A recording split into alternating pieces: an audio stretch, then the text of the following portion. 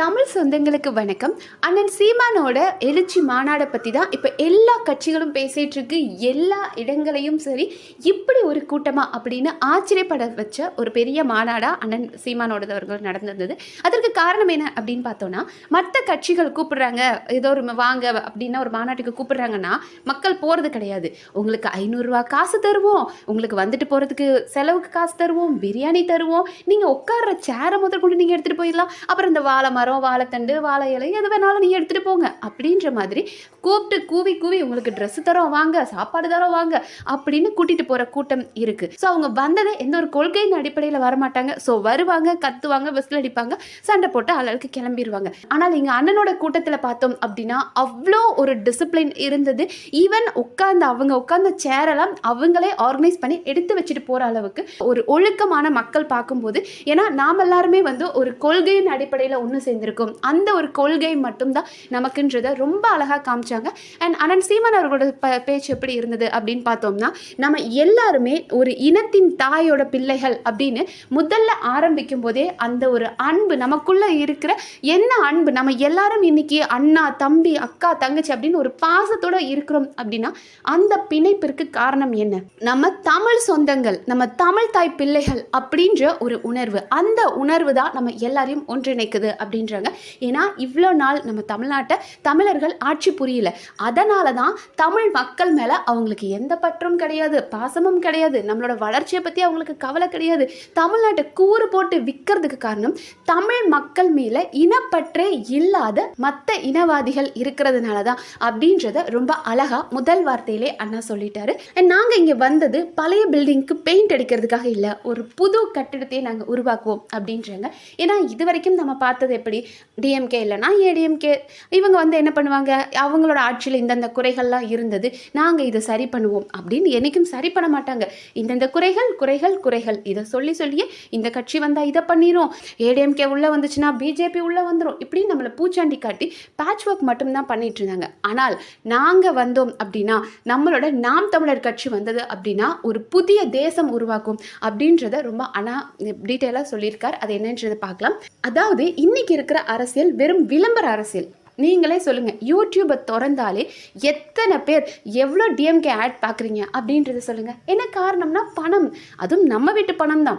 அவங்க பாஷையில் சொல்கிற மாதிரி அவங்க அப்பா வீட்டு பணம்லாம் இல்லை, நம்ம வீட்டு பணத்தை எடுத்து அவங்க பாட்டுக்கு செலவு பண்ணுறாங்க. ஸோ எவ்வளோ விளம்பர அரசியல் இங்கே நடந்துட்டுருக்கு. அண்ட் அது மட்டும் இல்லாமல் நம்ம தமிழ்நாட்டில் கொலை, கொள்ளை, மது, பாலியல் வன்கொடுமை, வனக்கொள்ளை அப்படின்னு எவ்வளோ ஒரு மோசமான நிலையில் தமிழ்நாடு இருக்குன்றதை பார்க்கவே முடியல. இன்றைக்கி சின்ன பசங்க எல்லாம் மது போதையில் இருக்காங்க, ட்ரக்ஸ் அடிச்சிட்டு இருக்காங்க, கஞ்சா போதையில் சின்ன பசங்க ரோட்ல நின்று தகராறு பண்ணிட்டு இருக்காங்க.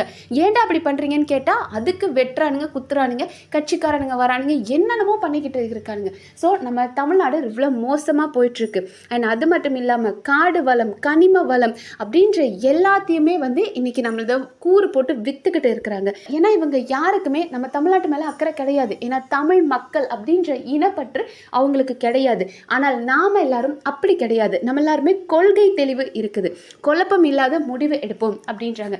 ஸோ இந்த கொள்கை தெளிவு அப்படின்றத கேட்கும்போது ஒரு சிலரை நினைக்கும் போது கொஞ்சம் சிரிப்பாக இருந்தது. ஏன்னா இன்னைக்கு நாம் தமிழர் கட்சியில் இருக்கிற பல இளைஞர்களும் சரி, அவங்க எல்லாருக்குமே புரியுது நம்மளோட இனம் எப்படி கொஞ்சம் கொஞ்சமாக அழிஞ்சிட்ருக்கு. இலங்கையில் நம்மளோட இன மக்களை அப்படி கொண்டு குவிச்சாங்க. காரணம், கேட்க அவனுக்கு யாரும் வரமாட்டான் அப்படின்ற நம்பிக்கையில். ஸோ நாமளும் இன்னைக்கு தமிழ்நாட்டில் கொஞ்சம் கொஞ்சமாக நம்மளோட இனப்பற்ற இழந்து, நம்மளோட மொழி பற்ற இழந்து, மொழியை இழந்து, அடையாளத்தை இழந்து நாளைக்கு நாமளும் அகதியாக போயிடக்கூடாதுன்ற பயம் ஒவ்வொருத்த இளைஞர்களுக்கும் வர ஆரம்பிச்சிருச்சு.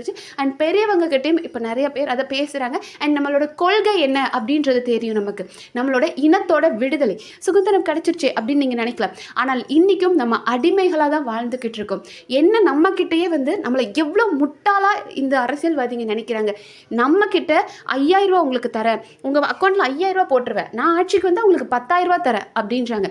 ஸோ இலவசம்ன்ற பேரில் நமக்களோட காசை வாங்கி நமக்கே திருப்பி கொடுக்குறாங்க. நாளைக்கு இது நம்ம தலையில் வரியாக விழுகும். ஆகும். இன்னைக்கு இருக்கிற மக்கள் ஒவ்வொருத்தரையும் கடனாளி ஆக்கிட்டு இருக்காங்க. தமிழ்நாட்டுக்கு இத்தனை லட்சம் கடன் அப்படின்றத கொண்டு வந்து நிறுத்துறாங்க. அதற்கு காரணம் மக்களை கடனாளியாக்கி அவங்கள மறுபடியும் வரி கட்ட சொல்லி கடைசியாக இவங்க நம்ம கிட்ட இருந்து வாங்குறது என்னமோ 100 ரூபா வாங்கிடுவாங்க. ஆனால் நமக்கு திருப்பி கொடுக்குறது என்னமோ 20 ரூபா தான். அந்த கான்செப்டில் தான் நம்ம காசை நமக்கே எடுத்து கொடுத்துட்ருக்காங்க. ஸோ இப்படி மக்களை முட்டாளாக்கிட்டு இருக்காங்கன்றத மக்கள் புரிஞ்சுக்க ஆரம்பிச்சிட்டாங்க. ஸோ நம்மளோட கொள்கை என்ன? நம்மளோட இனப்பற்று இருக்கணும், தமிழ்நாட்டை ஒரு தமிழன் ஆட்சி புரியணும் அப்படின்ற கொள்கை நமக்குள்ளே இருக்குது. ஆனால் ஒரு சில கூட்டங்களை எடுத்துக்கிட்டோம் அப்படின்னா பாவம் அந்த அரசியல் தலைவர்களுக்கே வந்து இன்னும் கொள்கை என்ன கோட்பாடு என்னன்னு தெரியல.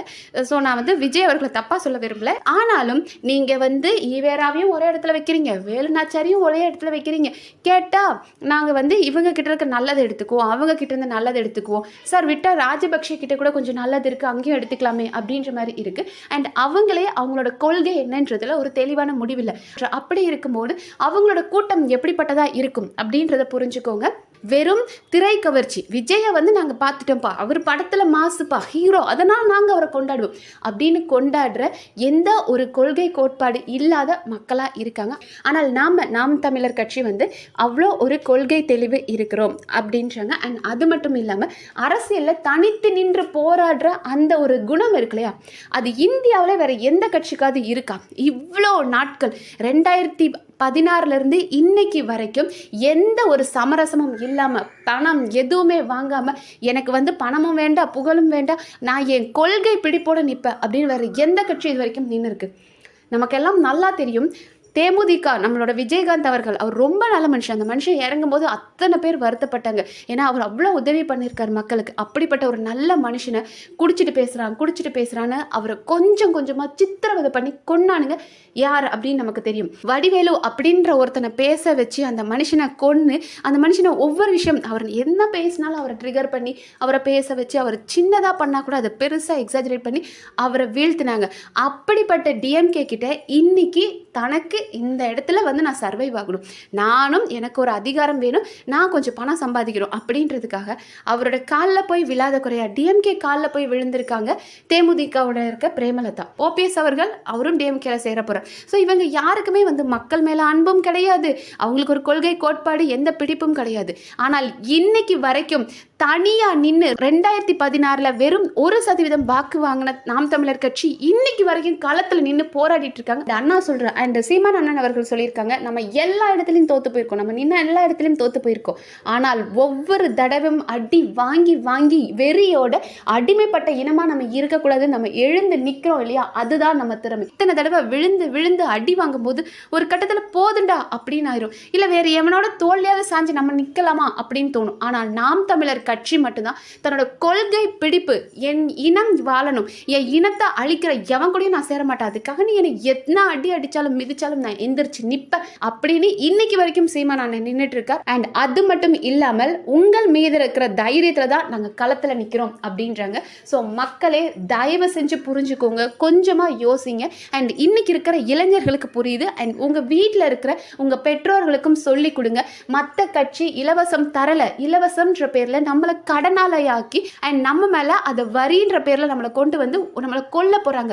ஆனால் அண்ணன் சீமான் அவர்கள் சொல்றாங்க, நான் இலவசம் கொடுக்க மாட்டேன், எதுக்கு உனக்கு இலவசம் கொடுக்கணும், இலவசம் கொடுக்கறதுக்கு கையேந்திர நிலைமைக்கு உன்னை நான் கொண்டு வர மாட்டேன், உனக்கு என்ன வேணும் பால் பண்ண நான் வைப்பேன், முட்டை நான் கோழி வளர்ப்பேன், நான் எல்லா வேலையும் உனக்கு கொடுப்பேன், சாஃப்ட்வேர்ல போய் பெரிய ஆளா வந்தாலும் உனக்கு சாப்பிட்றதுக்கு சோறு வேணும் இல்லையா, அதுக்கு விவசாயி வேணும் இல்லையா, அந்த விவசாயியை நான் உயர்த்தி கொண்டு வருவேன், உன்னை நான் கடனாலே ஆக்க மாட்டேன். அண்ட் இப்படிப்பட்ட இனப்பற்று இருக்கிற ஒரு மனுஷனுக்கு ஏன் யாருமே ஒரு முறை வாய்ப்பு கொடுக்க மாட்டீங்க? இதுவே மற்ற கட்சிகள் திமுக அதிமுக இவங்களுக்கெல்லாம் நம்ம வாய்ப்பு கொடுத்து பார்த்துட்டோம், இவங்க நம்மளை எந்த அளவுக்கு ஏமாத்திட்டாங்கன்னு பார்த்துட்டோம். அண்ணன் சீமான் அவர்களுக்கு ஒரு முறை வாய்ப்பு கொடுத்து பாருங்க. ஒரு சில கட்சிக்காரங்க கூட்டத்துக்கு வர மக்களுக்கு பழத்தை பிச்சு ஏதோ குரங்குக்கு வீசுற மாதிரி வீசிக்கிட்டு இருக்காங்க. மக்களும் அந்த ஒரு அவல நினைல அந்த ஒரு பழத்துக்காக போய் சண்டை போட்டுட்டு இருக்காங்க. பார்க்க அவ்வளோ கஷ்டமா இருக்கு. நம்மளாம் என்ன அவ்வளோ அடிமையாகி நின்றுட்டு இருக்கோமா, நமக்கு வெக்கமானமே இல்லையா அப்படின்ற மாதிரி இருக்கு. ஸோ இதை விட நம்மளை வந்து நீ எவன்ட்டே கையேந்த வேண்டாம், நீயே ஒரு வேலையை நிர்ணயிக்கிற திறமை உனக்கு நான் கொண்டு வரேன் அப்படின்ற அழிக்கிறாங்களே, இதை விட மக்களுக்கு என்ன வேணும்? அதாவது ஒரு நாட்டை அழிக்கணும் அப்படின்னா அவன் கூட போய் சண்டை போடுறதை விட அவனோட மொழி, கலை, இலக்கியம், பண்பாடு இதை அழிக்கணும். அதாவது தமிழ் முதல்ல பயிற்று மொழியாக இருந்துச்சு, அப்புறம் பாடமொழியாக கொண்டு வந்தாங்க. அண்ட் இன்னைக்கு அது விருப்ப மொழியாக இருக்குது. தமிழ்நாட்டில் நிஜமாவே நடந்திருக்கு. என் கண்ணால் பார்த்துருக்க. தமிழ்நாட்டில் இருக்கிற ஒரு பையனுக்கு தமிழ் படிக்க தெரியாது. கேட்டால் எங்கள் ஸ்கூலில் கேட்டாங்க, சான்ஸ்கிரிட் படிக்கிறியா, தமிழ் ஆப்ஷனலாக எடுத்துக்கிறியான்னு கேட்டாங்க. நான் சான்ஸ்கிரிட் படிக்கிறேன்ட்டேன் அப்படின்னு. ஸோ இன்றைக்கி நம்மளோட அடிப்படை நம்ம ரத்தத்தில் கலந்த தமிழை கூட இன்றைக்கி அவ்வளோ சீக்கிரமாக அழிச்சிட்ருக்காங்க. ஸோ அது ஒரு மொழியை நம்ம கற்றுக்கிறதுனால என்னாகும் அப்படின்னா கொஞ்சம் கொஞ்சமாக நம்மளோட அடையாளம் அழிஞ்சிடும், நம்மளோட பண்பாடு நம்ம எல்லாத்தையுமே இழந்து ஒரு அகதியாக நான் யாருனே தெரியாத நிலைமைக்கு போயிடுவேன். ஸோ அதை விடமாட்டேன், தமிழ் மொழியை நான் காப்பேன் அப்படின்னு இருக்காரு. அண்ட் சீமான் அவர்கள் ரொம்ப ஒரு அழகாக ஒரு விஷயம் சொன்னாரு. இது ரசிகர் கூட்டம் இல்ல, லட்சிய கூட்டம் அப்படின்னாரு. ஏன்னா ரசிகர் கூட்டம் அப்படியே தியேட்டர்ல நம்ம பார்க்கும்போது தியேட்டர்ல ஃபர்ஸ்ட் டே விசில் அடிச்சு ரகலை பண்ணி கலர் பேப்பரை தூக்கி போட்டு எந்த ஒரு மனநிலையில இருந்தாங்களோ அதே மனநிலையில தான் இன்னும் அவர் அரசியல் பண்றாரு. அவரோட அரசியல் கூட்டமும் அப்படிதான் நடந்துட்டு இருக்கு. எந்த ஒரு பக்குவமும் தெளிவும் அந்த மக்கள் கிட்ட இல்லை. ஒரு கொள்கை, கோட்பாடு, அரசியல் புரிதல் எதுவுமே இல்லாத கூட்டமா இருக்கு. ஆனால் நாம அப்படி கிடையாது. நாம லட்சிய கூட்டம், இனத்தின் விடுதலை, இன மக்களை கொஞ்சம் கொஞ்சமா தமிழ் மக்களை அழிச்சு, தமிழ்நாட்டை அழிச்சு எல்லா வளங்களையும் நம்ம கிட்ட இருந்து திருடிக்கிட்டு இருக்காங்க. ஸோ தாய்மொழி பற்றும் இந்த தமிழ் மக்கள் மீது அன்பு இருக்கிற நம்ம அண்ணன் சீமான் அவர்களோட பேச்சு இருக்குல்லையா, நான் விழுந்தாலும் என் இனம் எழணும் அப்படின்றதுக்காக இன்னைக்கு வரைக்கும் தனியா நின்று போராடிட்டு இருக்க புலிதான் நம்மளோட இந்த நாம் தமிழர் கட்சி. அண்ட் அடுத்த வீடியோல அண்ணன் என்னெல்லாம் சொன்னாரு, என்னெல்லாம் தன்னோட ஆட்சியில கொண்டு வருவார் மாற்றம் அப்படின்றத நம்ம டீட்டெயில அடுத்த வீடியோல பார்க்கலாம். நன்றி.